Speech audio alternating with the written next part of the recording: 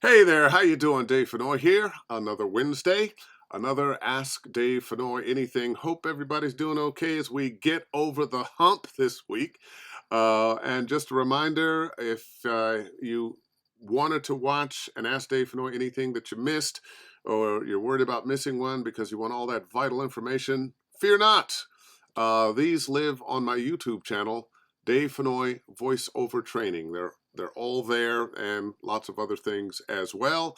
And if you're somebody looking for private coaching or want to keep up with where I'll be coaching and get a reminder about this every week, you can stop by, sign up at davefennoy.com, and just click on the Study VO tab up at the top.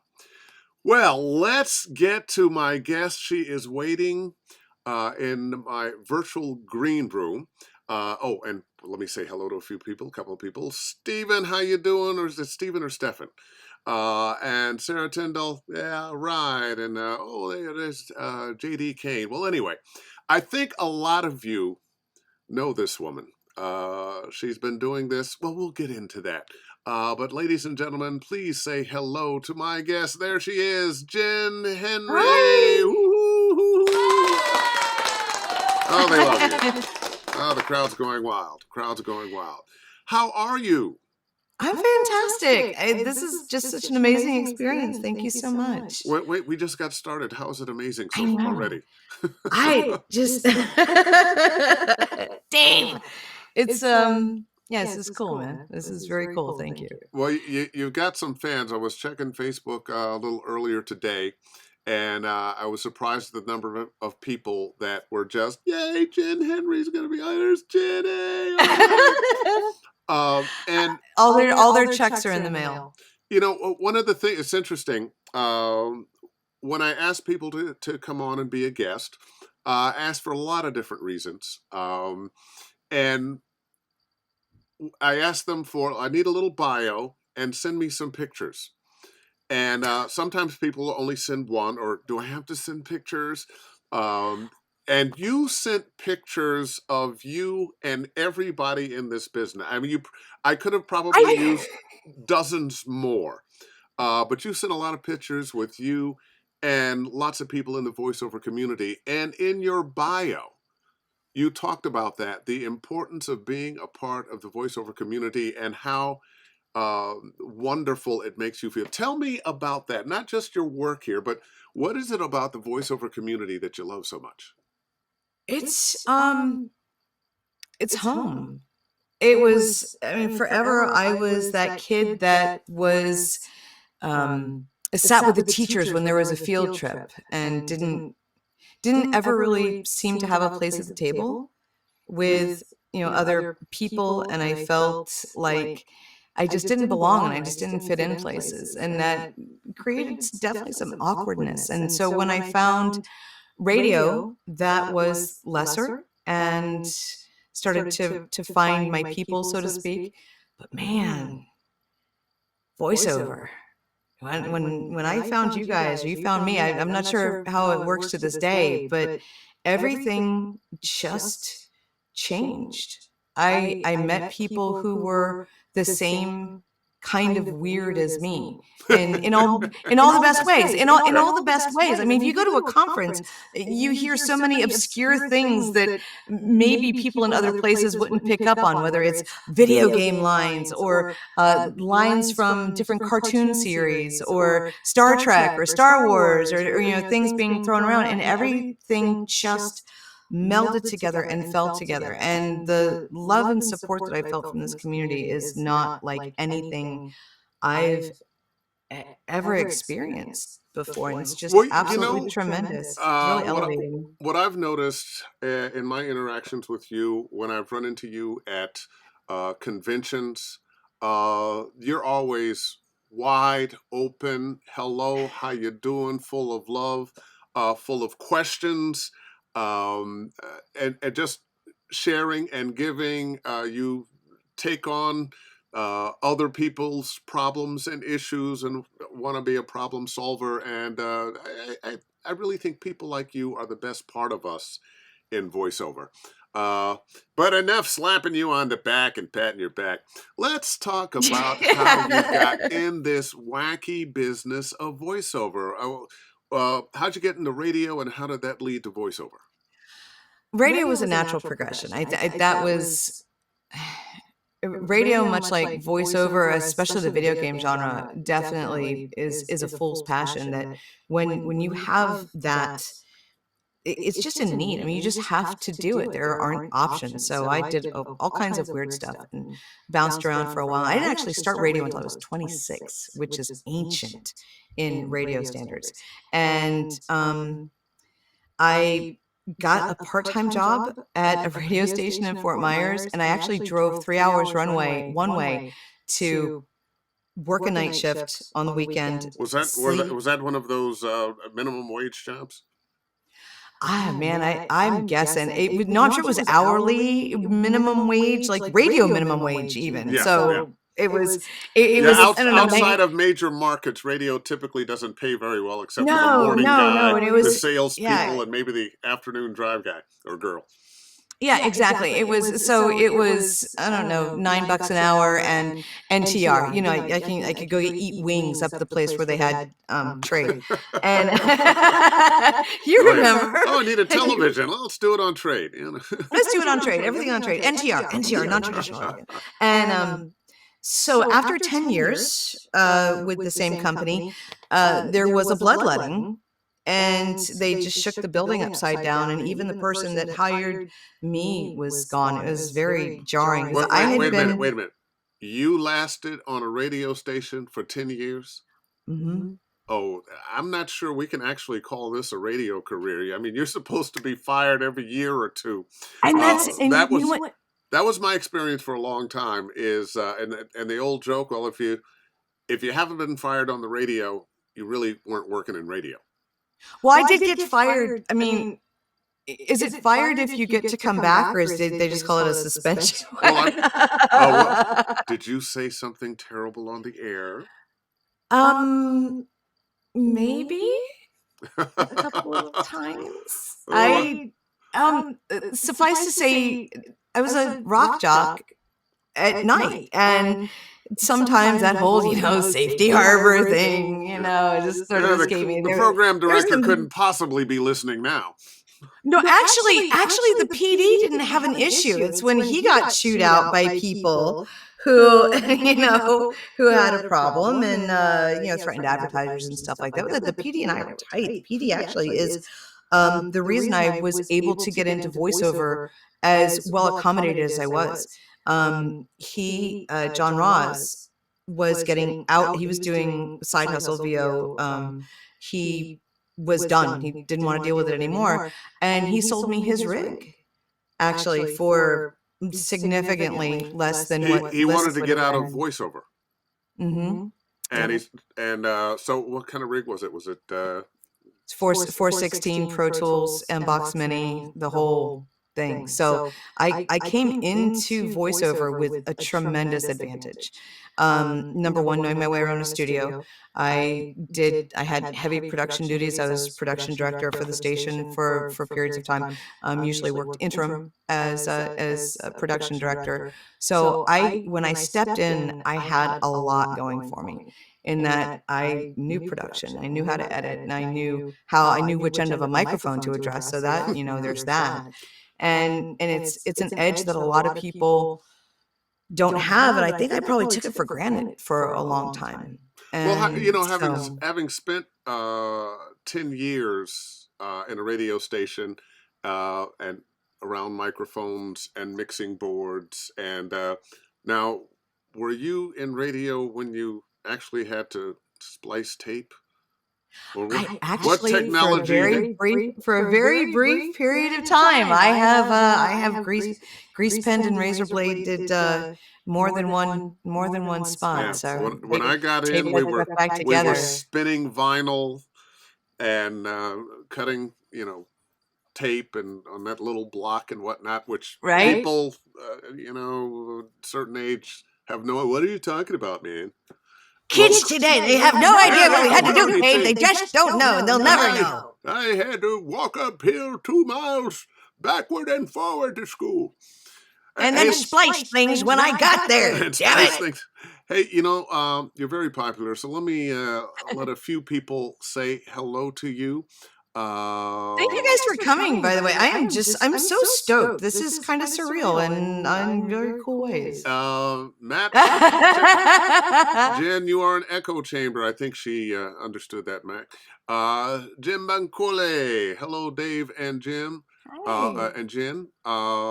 Linda Baker. Hi, Jen. Hi, Linda. Oh, I know one of your very good friends. What am I? It's my girl. Michelle and I, in the promo that you know Michelle. That's Michelle and I at the end of the beautiful promo that she cut in our. We were actually in New York. We were in New York when that picture was taken. So well, there you go, and her two boys. Hey, Mike Glover. Hey, Dave. Good to see you. I thought I was on a 2-week break, but lucky me, just booked something. Hi, Jen. Hey, congrats. He probably did the thing. I've seen a number of those. It used to happen to me all the time. You're going to go on vacation. That's how you do it. That's how you do it. That's I haven't booked absolutely anything how in you a do while. it. I'll go on vacation. Yeah. Let's see. Maurice Scott, how you doing? Hey, gorgeous. Look at you. And Matt, again, you belong anyway, lady face. But Matt, why are you shouting? He has one volume. He has one volume.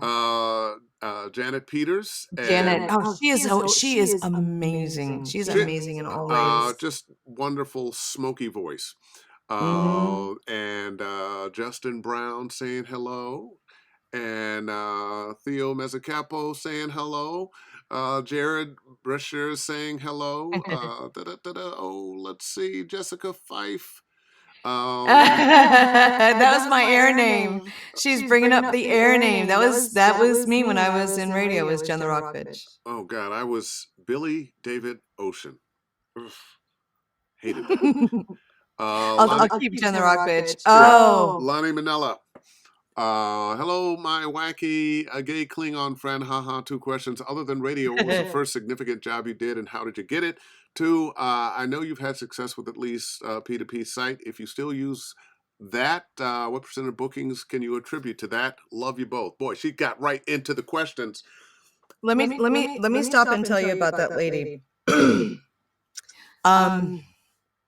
Ann Gangoose is laughing at me right now because if she saw Lonnie's name pop up, she me not losing it. When we talk about the community and what it means and what it does and so forth, and I saved up change to study with Lonnie and because we had nothing, man. It was a WIC food stamps, and I saved up change and finally just hit the Coinstar that day, and I got in touch with her. And Lonnie was my very first coach and mentor, and she unlocked so many spaces. I mean, she gave me so many opportunities just by virtue of the time that she spent with me and showing me things about my ability to perform in places that things lived, and just her general belief in me. You and I would not be having this conversation if it were not for her. And well, you know, I get to work with Lonnie fairly often. She's a tremendous voice actor. And a very good director as well. And usually that's the capacity where we're working together. She's directing a video game, a number of games and whatnot that I'm in. And she's very giving. She's just been amazing. It's just been amazing. And probably gave me one of, certainly one of my first game gigs. Absolutely. And she brought me into Cryptic. She brought me into Neverwinter, and that was my nerd creds, man, because those are the games that I played. I played Neverwinter, and World of Warcraft, and first person shooters, and the to perform when Rise of Tiamat came out, I was like, whoa, It is. So, I mean, she had slain me in so many damn games before as dragons and all these different bosses before. Now here I am working with her in the capacity and inside of these games and this experience that really drove me into wanting to be a game actor, because the experience as a gamer is meaningful and I just get into experience. And so my first jobs were, I think, like IVR things and outgoing messages that I would book on this Dave, I started with $10 in a dream that one day I'd work 70 hours a week and get paid for some of them, on a contractor site called ELearning. And by God, I've made that dream come true. And I am getting $10 a week, and I know, it's like, yes. And it is funny that the 4-figure weeks sometimes look exactly like the no-figure weeks, and it's so cumulative. You just keep doing and doing and doing, and then checks. Sometimes checks happen. It's cool. well, you know what? Let's address that for a little bit. You weren't at a big ball and rock station where you were making $100,000 a year. You were in a small market or medium market. Medium market. I was in Fort Myers. Yeah, Fort Myers. Not a bad market, but they typically just don't pay what larger markets pay. And you've got 2 kids. I didn't at the time. I didn't at the time. I did not at the time. The kids came after my departure from radio. And as a matter of fact, the birth of Thing One really galvanized. That was the universe made it clear in no uncertain terms that my radio career, that radio was not a career for me ever again. So I really, we were joking about the turnover in radio, and you haven't worked in radio if you haven't had that transient existence. Haven't been fired. 4711 times, and I was sheltered from a lot of that, much like I've been sheltered from a lot of things in this industry by just having been in found a pocket, or somebody put me in a pocket. And all of the nastiness that radio has found me in one very consolidated spot after the birth of my first son. So the universe made sure I understood that radio was not the path I was going to follow. So speaking of, well, let's see, who is this? Scott Chambers. The Rock Bits. Scott Chambers asked what your name was, so okay. So there we go. Just a little answer there. You are so loved in this community. We're getting a lot of. I love you so much. You're killing me. And JDK wants to know, what are the actual names of Thing 1 and Thing 2? Aaron and Andrew, respectively. Aaron is 12 and Andrew is 11. Oh, my dudes. But let's get back to your story. So. You're out of radio. Lonnie Manella, how did you run into her? Well, I knew of her, and I had started to get integrated into the community through Voice 123. Speaking of the pay-to-play sites, a lot of people don't realize that with its incarnation today, there was a time that Voice 123 had a very robust community around it. And Stephen Lowell, who was their community manager at the time, they would run contests and all kinds of stuff. And that's where I really started to get anchored into VO in earnest, and won some contests and got some free subscription time, and just took it from there. Right now, I say no percentage of my revenue really is from pay to play. The only one that I'm on is Bodalgo, and I love it. And I do pretty well with North American jobs on Bodalgo, but it's just an incredible site. But it doesn't really constitute. What is it you like about Bodalgo? I am notorious for not being a fan of the pay-to-play sites, especially. I'm not even going to mention the name. But I think the trend. I always feel like there are a lot more people just paying them money than actually getting work. But also, when I look at the union that am in, most of the people aren't working there as well, but it's not the union's job to try to get you work. Uh, but what is it you like about Bodalgo? It's exactly none of those things, really. It's I know Armin personally, which is he.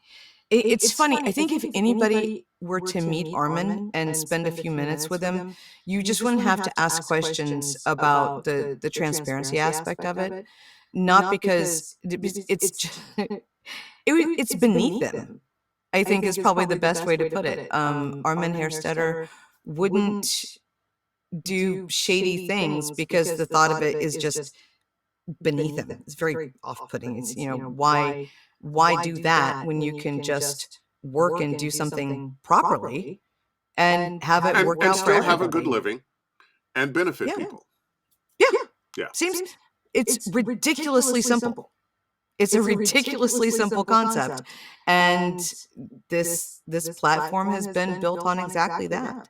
And so the jobs are there. There's no skimming. There's no escrow BS. There's no percentage of this. What the buyer posts is what the buyer posts, and that is what you make. And it's an introduction site, so you whether you stay communicating through the site or you know never communicate through the site's interface again, that's fine too. And it's just it's again, it's just unabashedly simple.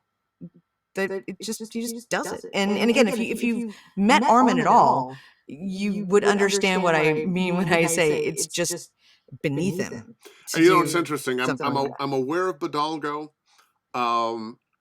but it's not a name that typically comes up first Right. No. when you start talking about pay-to-play sites, and perhaps that is why he's probably not pushing himself as hard as some of the other sites are.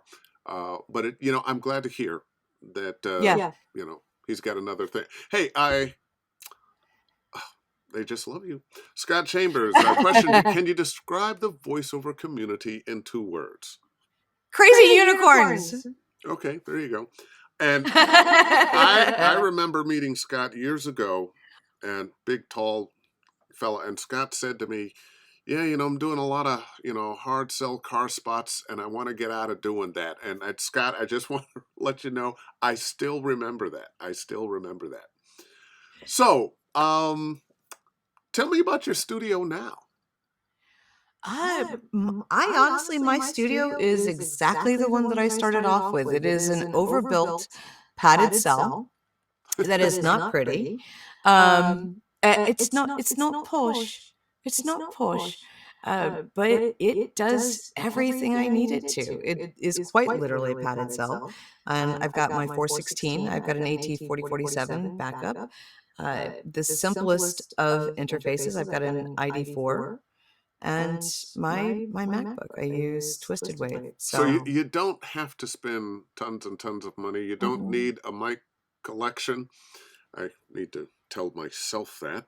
But you have like, don't you have like 6 416s or something like that? 3. Okay. Sometimes they're on sale. That's true. And I have a bunch of other mics. And what I discover, and I have, you have the conversation with the 2 little creatures on your shoulders, your devil and your angel. And my devil's, yeah, get another mic, man. Oh, you got to try that mic. That mic's great. And my angel says, oh, you don't need another mic. You're just going to use that 416 or the 103. But I always buy the mic anyway. So I think I just accidentally gave you a mom face. I'm sorry. You did? Yes. Oh, the mom yes, you face. will. You'll do that. You'll buy the mic anyway. So you are, I hear a lot of women say they don't like the 416. What do you like about it? It's mine. It's my workhorse. I don't have a tremendous amount of mic. I haven't worked with a lot of different microphones before. this is the mic I started with, honor who brought you to the party, so to speak. I've never had a problem with it. Yeah. I have the 4047 is fantastic. It has the sound is a little bit warmer. It doesn't have the brightness and the crispness of the 416. But also I have a deep and resonant voice, and I have a very chesty voice. So some of my vocal attributes are rather characteristically male. So maybe just because of my timbre or where my natural voice lives, I've never really had an issue with the 416. So Yeah. I always loved the mic because I know what it was designed for exactly. It was designed for the human voice, and it is so versatile. You can work it close, you can work it medium, you can work it far away, and it doesn't really color anything. No, it just does what I need it to do. And that is, I'm not a gear person and I'm not a tech person. And I can make things function. And beyond that, that's all I want them to do. I just want them to do what I need them to do without me having to. Yeah. Got a question. Yeah, I was like, wait, no, we don't want to use the words. I don't want to mess around with it any more than I have to. Yeah. So, and you know what? I've had discussions sometimes with students who, I can't have my studio set up. I have to put it up and take it down, put it up and take it down. I'm like, oh man, it's terrible. Or make it easy on yourself. right. Get your studio set up however it is, however cheap or expensive it is, set up so that you walk in and everything's there and ready. Yeah. I can't imagine having to assemble everything. I mean, I guess you do what you need to and you become accustomed to certain things, but yeah. just Question here, Linda Baker. How do you spell the name of the site you were discussing, Bodalgo? Bodalgo. There you go. And JDK has another write what? It down. Yeah, it's like, is it there? Is it THIE or EI? It just. What was your first Hooked video? on Phonics didn't work for everyone. Yeah. Well, what was your first video game, Jenn? And how did you book it? I think my very first one was, my very first one was called Office Rumble. And that was a baptism by fire. And I booked it on Voice 123, actually. Oh, okay. So, yeah, it was crazy. It was like 30 characters in a phone game. And I actually went on to do 2 or 3 more games with the same group. So excellent. By the way, somebody did the spelling for us. And thank you, Jessica. If I had just scrolled down a little, I would have seen that. Okay. Matt, your studio is a padded cell for a good reason, love. That's true. That's true. So now, what are the pads in your padded cell? They range from egg crate, like it's all either a mattress material or I have 2 walls that this, and actually it started off, it's a shed. It's of all things, it's a metal shed from I'm gonna go on out to the shed from do some Home voiceover. Depot. It's an old metal shed from the Home Depot, and I took it, and because it's metal, which is reflective, I just went crazy and just everything. It's mostly mattress toppers. There's no Arlux in here. You know what? They were cheap. They were cheap. I They did love the it. thing, and they did the thing. Yeah. I mean, to this day, this is all the same stuff. And to this day, I cut national radio, national television commercials. I'm the brand voice for Innovage. All of that's done in here. Video games. It just works. It just works. It just works. And I'm looking at this catty ass. Nobody really has an excuse. Nobody really has an excuse. There's a way to skin that cat. There really is. There really is. Again, because started with nothing, and these are not even like really good mattress toppers that line my shed here. So the bitch box is alive and well with Yeah. handy dandy stuff. Getting back to your career, you do a wide variety of things. You Yeah. do video games, you do commercials, you do e-learning, you do explainer videos. Uh, I find with a lot of my students that if they've been doing the narration in commercials, they have a hard time doing the character work and vice versa. Um, what did you have to overcome, or did you have to overcome anything, or did it just come natural? Oh yeah, this genre do this genre do that. I don't think I really had a terrible time switching back and forth. Commercial work was a hard nut to crack, and I really kind of finally resigned myself to the notion that I'm just not just not a commercial VO, and okay, that's fine, um, because I was doing other stuff, and once I just sort of got to the bottom of connecting with commercial copy in understanding that every single thing is acting, then my commercial work really probably things started to sort of change trajectory big time about 3 or 4 years ago. And then in the last 2 years, things have just gotten a little nuts. I mean, I want you. I beautifully, want you to repeat that again. It's all acting.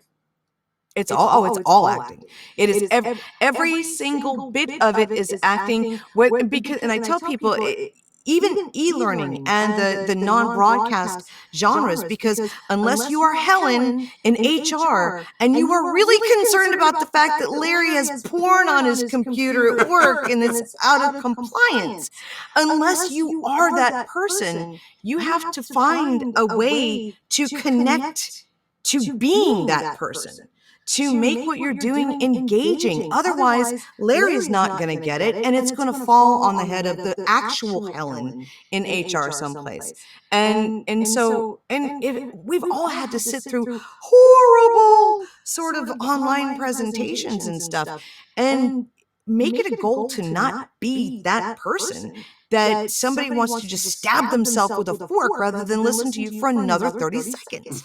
And all of that lives in acting and being engaging and connecting with the person you're talking to. So you have to know who you're talking to, but more importantly, I think, is who you are and your relationship with that person. Why do they care what you have to say?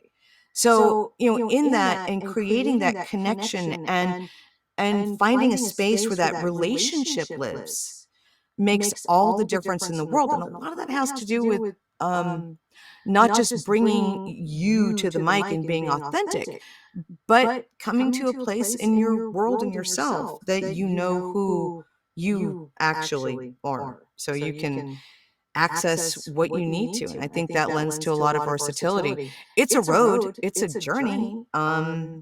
And it takes time and effort, and It never actually really ends. no, it does not. So, If you can make all of that work for question. So, you. when you stepped out of radio or were pushed out, Mhm. and you started knocking on the voiceover doors, when commercial copy was given to you, did you think, "Oh, I've got this because I've done hundreds of commercials on Oh, radio"? absolutely, because I was a relatable DJ, man. I was a rock jock. I was edgy. I was cool. I could talk to people. I'm just gonna knock the bottom out of the commercial VO. But no, I was an idiot. That was wrong. That was so Now, wrong. what did you do to learn to do something else? And I specifically put it that way because I tell students of mine who may have come from radio, or maybe they had a voiceover career, but it was all hard sell, that look, I don't want Mhm. to have you not be able to do that. I just want you to be able to do something else. How did you learn to do something else? Probably just learning over time and in the process of learning not just the technical aspects of it, but realizing that it's actual people that you're hearing on the television. It's actual people that you're hearing on national radio commercials. It's a jock making chicken wings and $30,000 a year, $25,000 a year that you're hearing on local radio stations who wants to get out because they've got prod out the wazoo so they can get on with their life. And understanding the difference between those people and either But what motivates or compels them in addition to cash, and coming to the realization that getting out of your own way is a really big deal. So that's how I learned to do things differently, is getting out of my own way. And a now lot of it what was, did you have to do to get out of your own way? And when you say that, are you talking about you as a hard rocking disc jockey? I know how to say these words. I can make everything very special. Was it that thing that was in your way? Was it that that mindset? was part of it. That was part of it without realizing it, but also getting over a lot of the preconceived notions that I had. I had so many expectations of myself. I believed that, I was under the impression that I was supposed to know everything about voiceover coming into voiceover because I was coming from radio, and well, it's the same thing, right? Oh, Um, believe me, well, people yeah, coming from radio always believe that. I've and done it was. thousands of commercials. No, no, and none of those commercials helped me worth a damn that I ever did in that arena. What I took from radio that helped me was the production and knowing my way around a studio. Other than that, it was not helpful. And the people I brought with me from radio. But getting over those preconceptions and understanding they are two entirely, and much to my relief, ultimately. But it was pretty shocking. I'm I'm not embarrassed to say, but I can remember vividly seeing these, jobs that I was auditioning for on Voice 123, and like, oh my gosh, I'm gonna book this one, and I'm gonna do that, and this is gonna do that, and I'm on food stamps for F's sake, and so I needed to believe that potential was there. So it was the period of time where expectations and reality finally sort of met up with each other Hmm. that allowed me to do a lot more. And of course, training with people who let me in on things. Oddly enough, I didn't see. It's weird. The whole Facebook circus that we see in a lot of VO groups now didn't either didn't exist, or I wasn't privy to it, because the universe has done a really good job of shielding me from things. So I didn't know what I didn't know. And that worked and also didn't. Yeah, So it's interesting. I tell people all the time getting into voiceover. Look, get in a Facebook voiceover group. You'll learn a lot. And now I'm at a point where I still think that's good advice, but you've got to be careful because all too often there are just too many people that really don't know what they're talking about. right. But they are just expressing opinion. I see people talking about equipment that they should buy that they shouldn't buy. So you do have to be careful. I've got a question here from Matt. And either of your opinions, how important do you view social media in moving forward in your VO career? Gee, right on point with what we're talking about. Right. What do you think? Facebook, I am most active, almost exclusively active on Facebook. And I, it's it's a whole new world when it comes to social media than when I very first got started. And I've heard entirely too many times that, yeah, your Instagram account matters. Yeah, your Twitter account matters. And the more followers you have, the more people who are engaged with you and your brand, the better your chances are of doing things, being found. I mean, hell, just in the last year, look at the people who have been quite literally discovered, rightfully so, on TikTok. Yeah. So you can't discount the validity of it. I have not been able to take the right steps to curate it the way I Yeah. You should. know, because I'm old school and I started doing this long before the internet and social media, it doesn't come to me naturally. Right. But one of the things I did notice was a lot of those people who became TikTok stars when, hey, can you do these 5 commercials in this 60 seconds or 30 seconds or whatever the hell it was? Um, I have heard from agents, one, that they were annoyed that people started sending them TikToks of themselves And doing that's a that. horrible idea. That's a And, horrible. and two, that there were a lot of people who, not all of them, of course, but a lot of people who had the same kind of idea that you and I had coming out of radio, that, hey, if I'm this guy and I can do this thing and I can make that voice go like that, and I Right. understand how important every word, that somehow that was going to be the thing that worked for you. Uh, I don't think there is a shortcut to this. I don't think so. No. You know, No. if And you got to be an actor.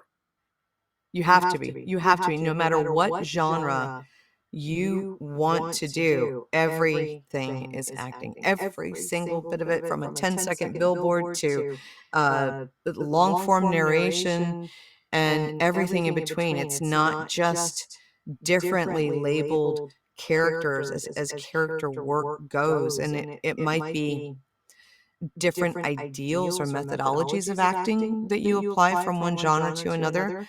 At the end of the day, it has to be acting. It has to be acting because, Dave, I love you, man. I do not care what kind of butter you buy.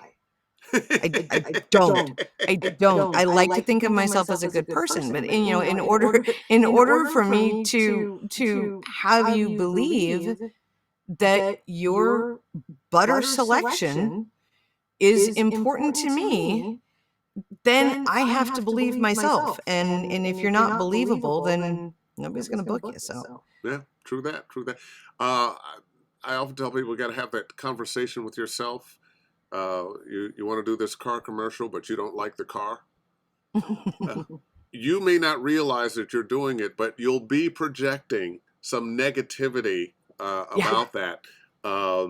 There's things that I don't eat, but I certainly do their commercials, and I have to substitute um, something that I really do like to make that happen. Got a question here from Theo Mezzacapo. Question: so when you're starting out auditioning, you have to be your own director critic. How did you get to a point where you can do it objectively without being too hard or too easy on yourself? Have you gotten to that point? I've gotten a lot better about that. And actually, between you and J. Michael Collins, really, most certainly when it comes to commercial work or not video game or not animation work. I mean, my process for animation and video games is different. At the same time, keeping the self reminders that like 3, 3, and 3.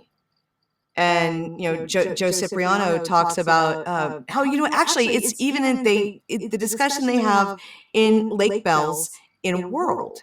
They talk about in the movie, Joe, I think Fred Melamed and Mark Grau are having the conversation about, well, can you have a little more energy, Joe? It's like, well, you know what? This is 37 takes into it.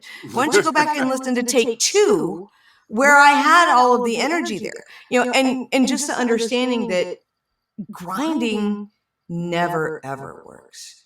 If Well, you've got, if you do 20 takes of a commercial read, yeah, you lose it. sometimes I go back and forth. Sometimes I'm feeling really good about myself and my read, and sometimes what's wrong with me? But what I find no. what I find works the best is spending less time worrying about it Yeah. and more time just doing it and throwing away the words. Don't try to make it special. Yeah. Just be believable, which is a little difficult. You remind me of a story of the late great Don LaFontaine. Um, he went into the studio and there was a young director in there because whoever was supposed to be directing couldn't be bothered. They were playing golf or someplace, which happens a lot now. You're working with somebody in the studio. They don't get to really decide, but they're directing you, and then they have to call. Yeah, he's done. Well, can you get back and we'd like to play the takes so we can let him go? Yes, I have a life. I'd like to you'd let me go. But he went in the studio and he had this director was, and if it's just a little more of this, if we could find the gestalt in that, if we could, the Schattenheinsen for just take after take after take. And finally they said, well, Don, um, just forget about what I'm saying. What direction would you like to go in? And as he pulled off his headphones and headed for the door, he said, listen to take one. Yeah. And that's the absolute truth. And I laughed so hard because just hearing you say and to know that you can get to a place no matter how seasoned you are. We are all human beings, and as long as you are working as a human being at this microphone thing, you have days. I as much as I am happy that they are fewer now, I definitely have days, a couple days on end where I'm just like, I suck. Everything that leaves my face sucks. I don't know what was I thinking. I'm never gonna amount to, and so and I listen to the play, and every playback just sounds like screaming cats in my head, and those days where I just that and when I'm super busy or running late or really tired. And I just feel like, well, this is just not going to get any better. I'm just going to send it out, whatever it is. Oh, screw it. And those are the ones you book. Those are the ones I book because I get to a point where I can't overthink it either because I'm too rushed or I hate myself and it's not going to work anyway. So screw it. I'll just send whatever it is. And then, or on the way out the door to get the kids, or or I know it's only going to be quiet upstairs for another 7.2 seconds before somebody, before jumps thing off one the and sofa. thing two get to. Yeah, before thing two comes off the top turnbuckle and that makes noise. So Let me pop another question up here. Jessica Reynolds Matheson, is it worth hitting up a radio station to do spots for them, or is it just a lost cause? I'll vote for lost cause. I bet you would too. And your reasoning would be? They don't want to pay you. Yeah. And they've got disc jockeys there to do bad commercials for them. For the most part, they don't care if it's the same 5 jocks. Yeah, on all of their local concern. stations. Yeah. Jim McNicholas, where do you find new leads usually? Mostly my agents, and I am very happy to say that I have a really robust referrals. Yeah. And that's that if I can say that is really meaningful and really important when you can create circumstances where not only do clients call you back, where you become the go-to, and that's always been my goal and my hope, and what I try to accomplish is become part of the team of whatever they're doing. And then once you're integrated and somebody else either in another department or, a buddy that somebody knows from something gives you their name and now you're working for their company as well. And just seeing the seeds of that referral tree, lots of fruit, lots of fruit on that. And repeat business. Yeah. You build a career on repeat business. It's nice to have the little one-off jobs, but when you are coming back every week, every month, every Yep. few times a year. That's fabulous. Scott Chambers, Dave and Jen, former radio people, catch hell in VO. I think we can use it to our advantage to a degree. What are your thoughts? We're thick-skinned. That's for damn sure. I wasn't even thinking about that aspect. I think one of the things we're used to picking up a piece of paper and reading it well, maybe not with real heart and real thought, but being able to make the words do a dance, being able to read well.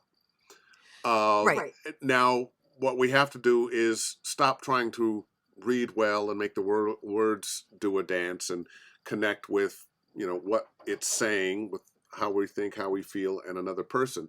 But I do think comfort with a microphone, as you mentioned, production skills, and not a fear of not a fear.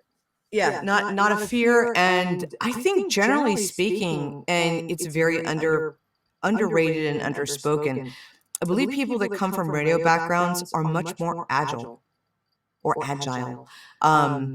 where we can pivot on whatever needs to happen, whether it's live in a session. I definitely noticed that I think just generally being accustomed to communicating with people while you have a microphone in your face. We take that for granted, I think, and believe when I give it consideration, I think there's a huge advantage for people coming out of radio. And it's things that most of us did it for so long or have done it for so long, that there's a lot of things that we take it for granted as being a huge advantage coming from that background and not just from the studio, not being frightened of a microphone. As a jock, I said stupid all the time. So, I'm not necessarily frightened of saying something dumb and having to do it again. One of my best my best pickup in session ever was when I came to the end of the read, and he said, Jen, that was fantastic. If we could just pick up that second sentence on the second paragraph, the word is aerospace. I had said Aerosmith. So yes, you were a rock jock, weren't you? yeah, that was. But they laughed anyway. They laughed anyway. So that was. The brain's a funny thing. A lot of times, it's expecting certain words when you're reading. Your brain expects certain words to follow other words, and I think it makes perfect sense that your brain said, "Oh, aerospace," because you probably, and here's one from aerospace. Well, yeah, I probably said aerospace on air more than once too. So naturally, swap it up for Aerosmith and copy for Lockheed Martin. Matt has another comment, if I may. How have either of you worked through your own self-doubt when you trip over your feet and bust ass down the stairs about auditions? I didn't give the universe. There was nothing negotiable about me doing this. So while I certainly had more than one opportunity where I stomp my feet and I'm not doing this anymore. I'm going to sell all my equipment. I'm just not going to do it anymore. And I'm going to kick dirt and eat worms. And I'm done. I'm done. I'm going to go to work in a medical records office, And but at the end of the day, I did not I didn't allow for a plan B. Yeah. So, plenty of times I fall down, bust my ass, so to speak, and got back up because I had things to do, and yeah, let me ask you this. How do you, you're having a bad day, or you're in that session and you've hit that one sentence, that one word that just won't come out of your mouth. How do you get out of your head? Just a switch. I switch into somebody else's head. Yeah. Actually, as crazy as that sounds, if some channel isn't serving me, then you just change. I just change the track because I've been in too many situations like that. Because you can't choke. So there's a coping mechanism that just kicked in at some point in time where And pushed that I'm going to say aside. for other people listening that you are going to make mistakes. Oh You yeah, are going to a have that lot. word, that sentence, that phrase that is just messing with you, probably once on every gig. And you just have to. Yeah, for me, it's a quick cuss myself out, and then I'm back. Mm-hmm. Uh, Comment here, Michael Glover lying. Everything that leaves my face sucks. That's not true. Um, and another comment from Michael: do your agents get a contract for all the jobs you work? Oh, I don't know. I assume so. Yeah, of course they do. And I mean, yeah, I mean that's why I have agents, because there are things that I'm I'm really good at. There are things that I just suck at. And so if I am more than happy to pay my agent commission yeah, to just do what they I do. do, and yep, that's it. Curate the Done. Happy auditions that are coming to me, handle the booking, negotiate price, and make sure I get paid. Yeah, that works. Michelle, again, to both of you, what is something you do outside of VO, whether it be a hobby or getting out there in nature, etc., that makes you even better in the booth because you've taken you time?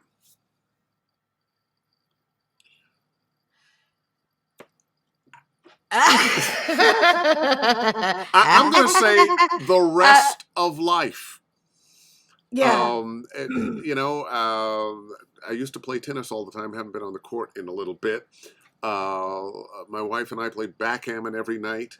Um, I enjoy TV and movies, not all of it, but I enjoy the medium, and talking about things and engaging with people about politics and various other things. Being in life outside of being in voiceover. I know to a certain extent it defines me, but you've got to be more. You have to be.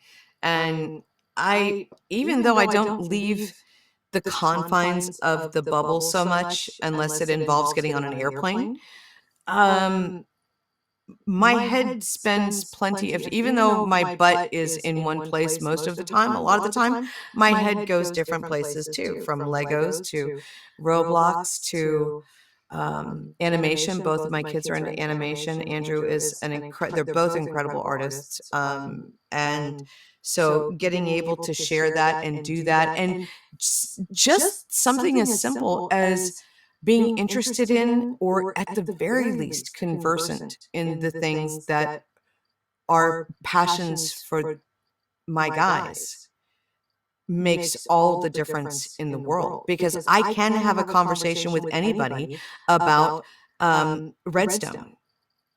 Okay, any adult and most kids, I can at least follow along enough for them to be impressed. You know, they don't have high expectations because I'm an adult and I'm a Well, mom. you're mom. Mom. We love mom, but mom is never cool. When I was a Mom disc is never jockey, cool. everybody else thought I was cool except my kid.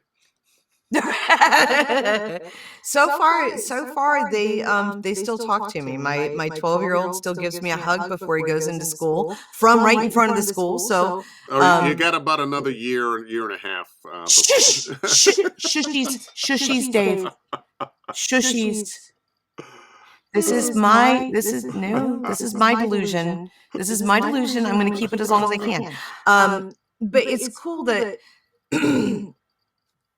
as long as I know what they're interested in and can follow along, I still feel less like I'm losing them. And there's a conduit. Yeah. As long as they can, talk about EDM and I'm interested, or can at least feign interest, then maintaining that relationship is going to be easier. Because, another year or so, as you so aptly pointed out, they're going to start to drift, and they're hit the teen years. So Hey, we are rapidly running out of time here. Let me get this question in. Curious, how do either of you do taxes when booking tons of jobs roles at the end of the year? Accountant. That's why there are accountants and accounting software. Michael Glover, once again, the everything leaves my face comment was something Jen and I said that I thought was funny. That's all. Okay. I don't want you to think that everything that leaves your face is wrong. Because it doesn't. He's so cool. I am so thank everybody for coming and hanging out. And Dave, thank you so much for having me and just bringing me in to hang out and spend this time. And I got one more question for you.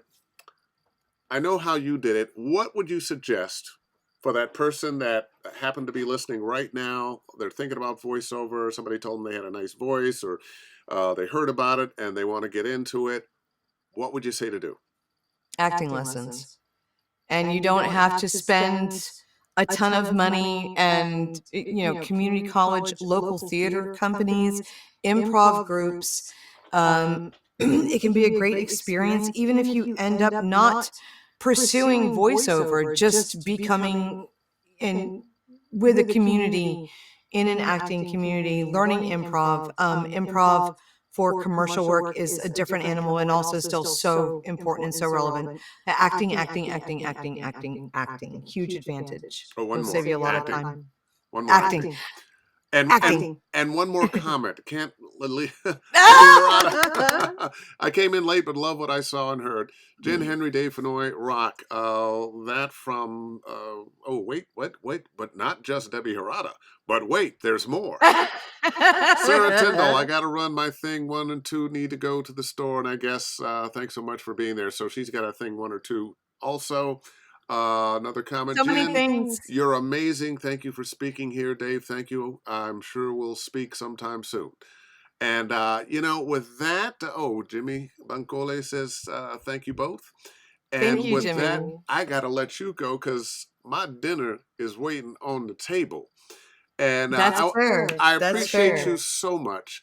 You are truly loved in this community. And a lot of people are loved, but there's something special about you and the way you have approached the members of this voiceover community that makes you somebody special, somebody that everybody wants to help, and because you're always there and wanting to give and give and give and give. So blessings upon you, my dear. Thank you. I'm just a reflection of the people around me. And I'm grateful for that. Thank you so much. Enjoy your dinner. I shall. And I'm going to let you go and talk to everybody here. Jenn Henry, everybody, how did you feel about her? Yeah. That's about as close to a standing O as we get around here.